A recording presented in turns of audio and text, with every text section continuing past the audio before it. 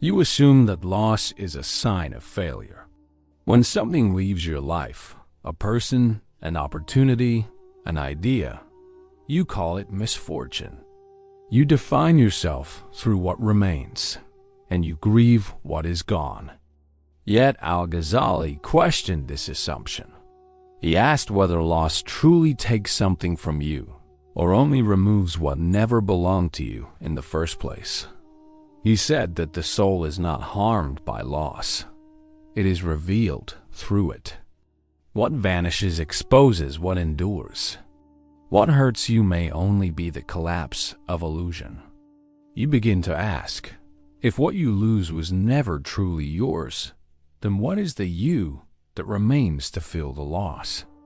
Perhaps the pain of losing is not destruction, but the first movement of awakening.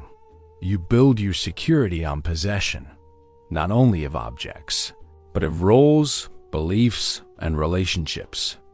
Each gives you a sense of ground. Yet Ghazali argued that possession is the most subtle form of dependence. The moment you call something mine, your peace is tied to its endurance. The mind defends what it owns because it fears its own emptiness. But ownership is always temporary, and what depends on time is already fragile. Ghazali's teaching was direct. What can be lost was never the real source of peace. Only what remains when all else is gone can be called wealth. If everything visible can be taken, what is left to possess? Ghazali lived at the peak of his intellectual success, a scholar honored across the Islamic world, teaching in the highest academies, admired by rulers and students alike. Yet beneath that brilliance, he felt an absence. His mind overflowed with knowledge, but his heart was silent. The very achievements that made him famous left him inwardly hollow. So he abandoned his post and withdrew from public life.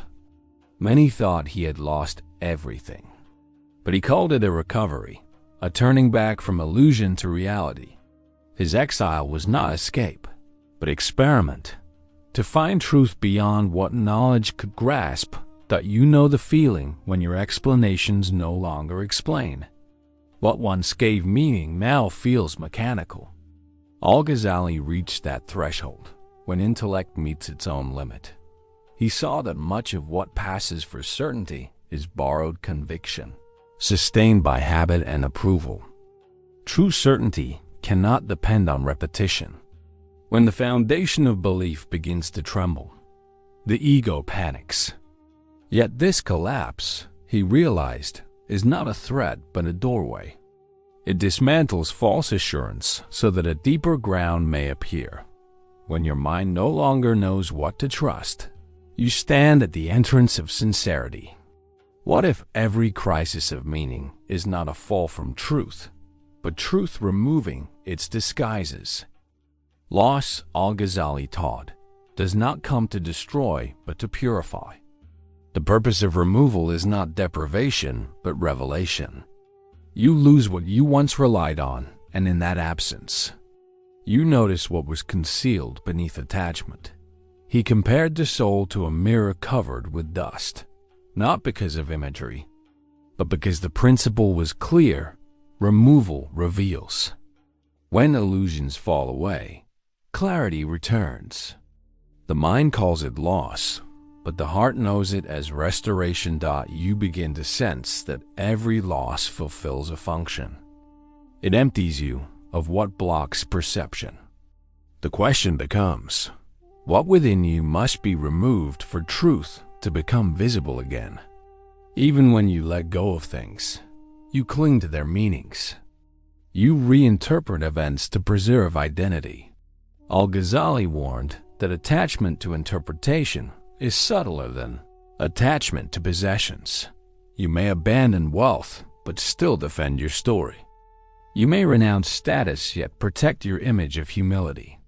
The self reforms itself through narrative. Real detachment begins only when even meaning loses authority. Can you accept loss without needing to explain it? When the mind stops arranging reasons, experience reveals itself without distortion. Perhaps liberation begins not in understanding loss, but in ceasing to control what it means. For Ghazali, the crisis of intellect led to a deeper discovery that there exists a kind of knowing untouched by loss. Learned knowledge depends on argument and memory. Realized knowledge arises when the heart perceives directly. This awareness cannot be taught or forgotten because it is not a conclusion. It is the recognition that all thought takes place within a knowing that precedes it. Loss then becomes a clearing, not of the world, but of the mind's distractions. When all definitions dissolve, what remains is not ignorance, but insight. What kind of knowledge survives when even the thinker has been questioned? The final illusion is not external, but inward, the sense of I as owner and observer.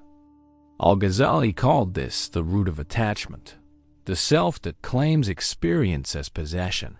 When you examine this I, it begins to vanish. It is not a constant entity, but a sequence of reactions and thoughts.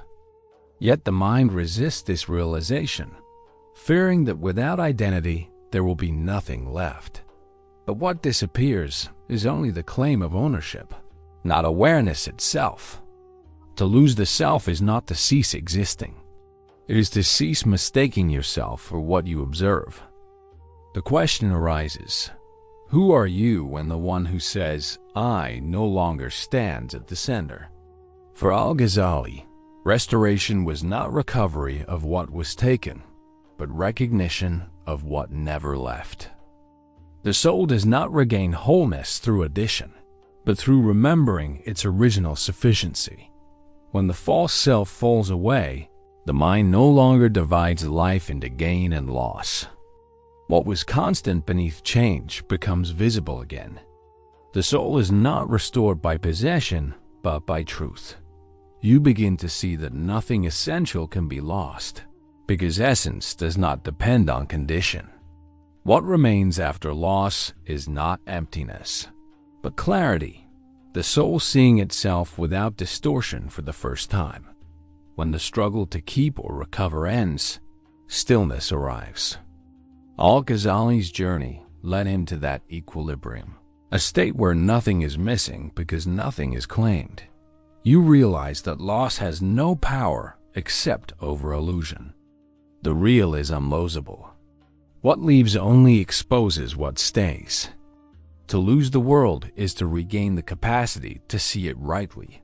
The soul that no longer grasps no longer suffers. It no longer asks, why me? But understands it was never mine. The mind grows quiet, not because it is empty, but because it recognizes what no longer requires defense. You began with fear that loss would erase you. Now you see that it reveals you. Every loss that seemed to diminish was refining the sense of self. What you called endings were corrections of perception. Ghazali's secret was not detachment for its own sake, but clarity through detachment. He discovered that purification is not a punishment but a return. When everything transient falls away, the soul stands transparent to truth. You realize that nothing real depends on possession, and nothing unreal can endure. What is yours cannot be given or taken. It simply is. The journey of loss ends not in absence, but in recognition. What remains was never gone. The path began with the fear of losing, and ends with the understanding of being. Through Ghazali's reasoning, every illusion was stripped away, of possession, of meaning, of self. What appeared as suffering revealed itself as refinement. Loss became the mind's medicine, restoring what confusion had obscured. The soul's restoration was not recovery, but realization that nothing real was ever lost. In this awareness, you no longer chase permanence or resist change. You rest in what does not come or go. Thought becomes quiet, And in that quiet, the soul recognizes itself as whole. What you called loss was only truth reclaiming its place. What you mourned was never yours. It was what concealed what is truly yours, the awareness that cannot be lost.